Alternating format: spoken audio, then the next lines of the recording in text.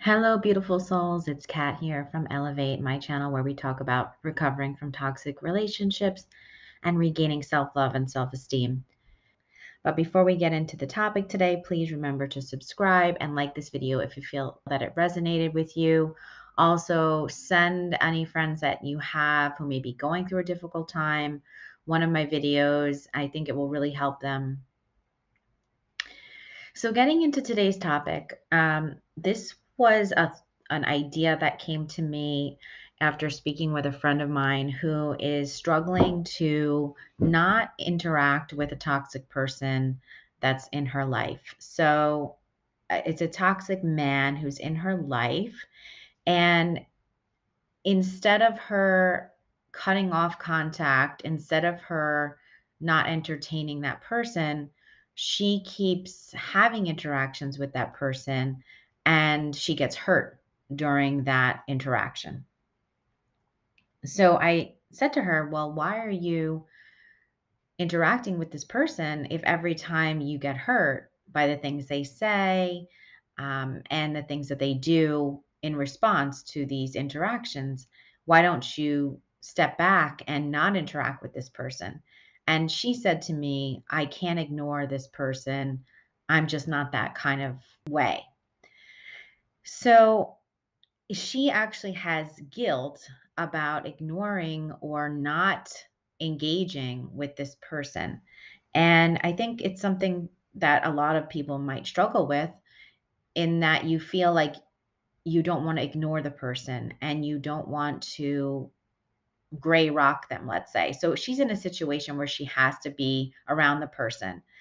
Um, you know, if you can do no contact and you can block the toxic person, that's of course your first path and that's the best way to go. But if you can't and you're in a situation like my friend, you want to gray rock that person, the toxic person. So you want to limit your interactions. You want to make sure that you are not like poking the bear. You're not causing more turmoil and chaos by the things that you do say to that person when you have to speak to that person. You want to keep it really basic and you want to keep it really simple. And the interesting thing is, um, you have to flip the way that you think about it. So it's not about you being a bad person for blocking or not speaking to this person or not engaging with this person. Instead, you have to think about it as a protection of yourself. And I tried to explain this to her, that she's protecting herself if she doesn't engage with this person. So it's not about being mean and it's not about being hurtful. When you disengage, you limit your interactions with a toxic individual.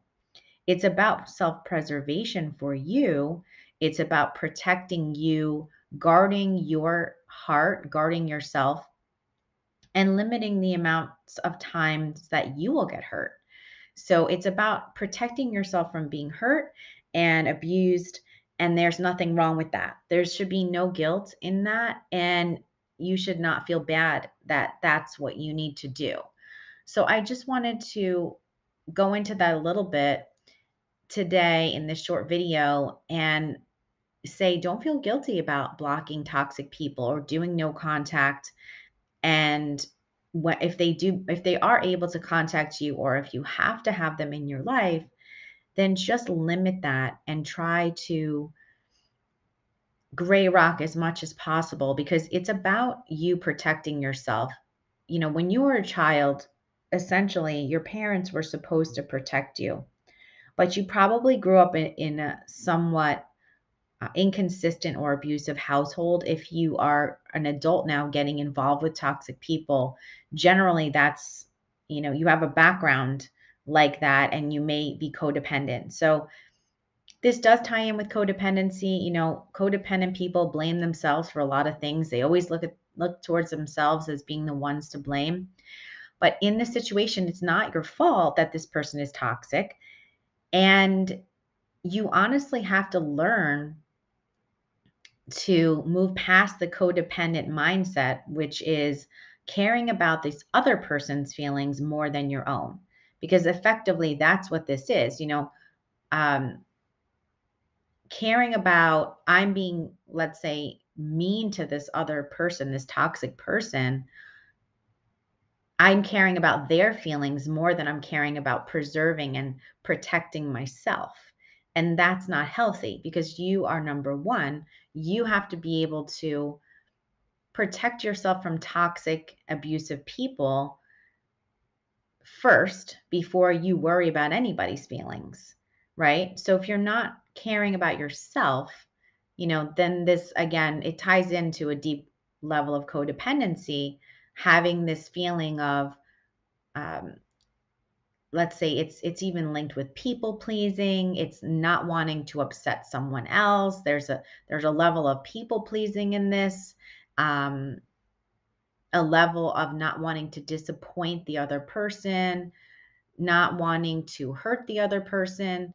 And it's great to not want to hurt people. Obviously, that's a positive, idea. But in the situation where someone is toxic, in the situation where someone is abusing you, or someone has abused you in the past, they have a track record of abusing you. That person doesn't deserve for you to think about their feelings first anymore.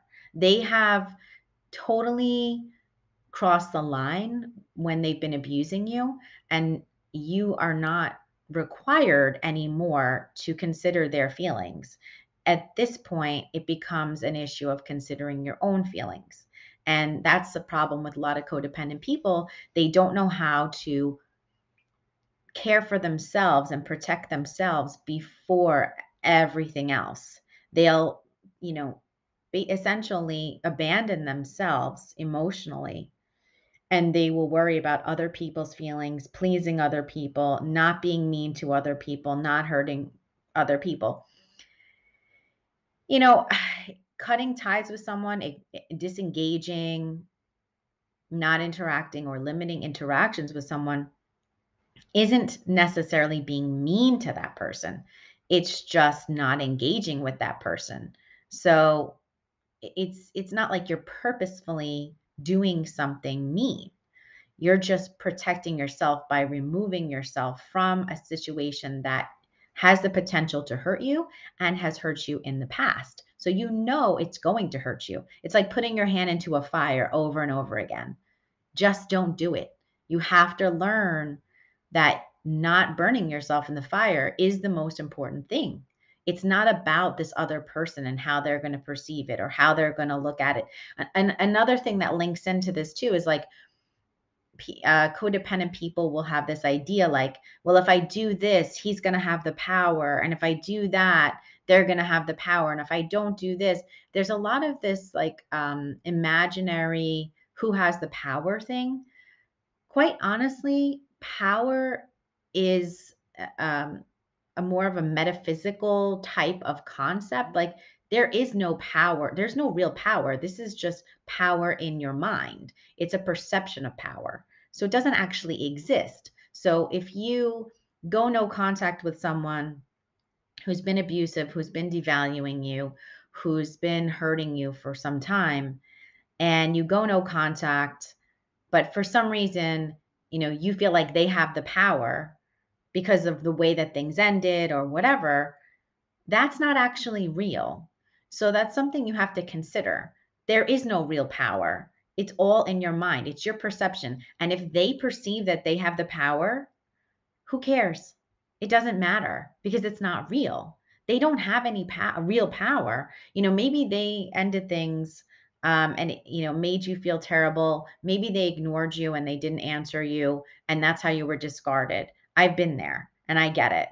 So I know how much that hurts. I know how it feels so awful. And then maybe you go no contact, but you still feel like they have the power because they ignored you and pushed you away.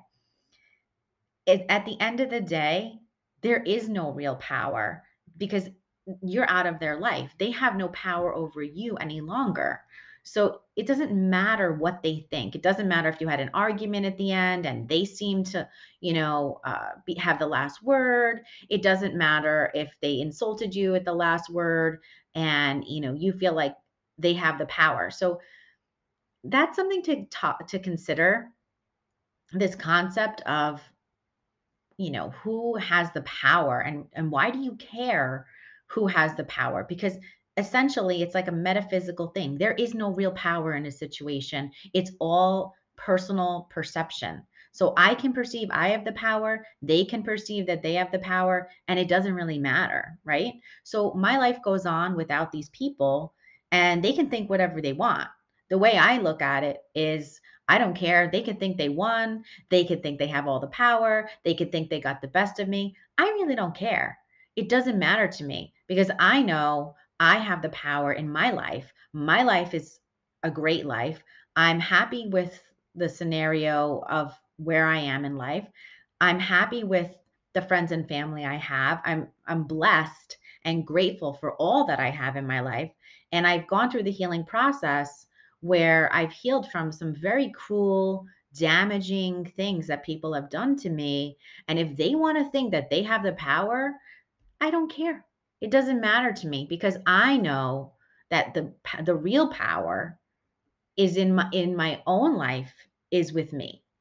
So I continue on living my best life while these people can sit around counting up all the situations they had with power, and it doesn't matter. You'll notice toxic people are very focused on power. They are very focused on one-upping, winning a situation, feeling like they won, and that's all ego. People that have gotten past their ego, who are not focused on that type of power play, those are the people who have really grown. Those are the people who have really, gone deeper into their self-awareness and their self-discovery.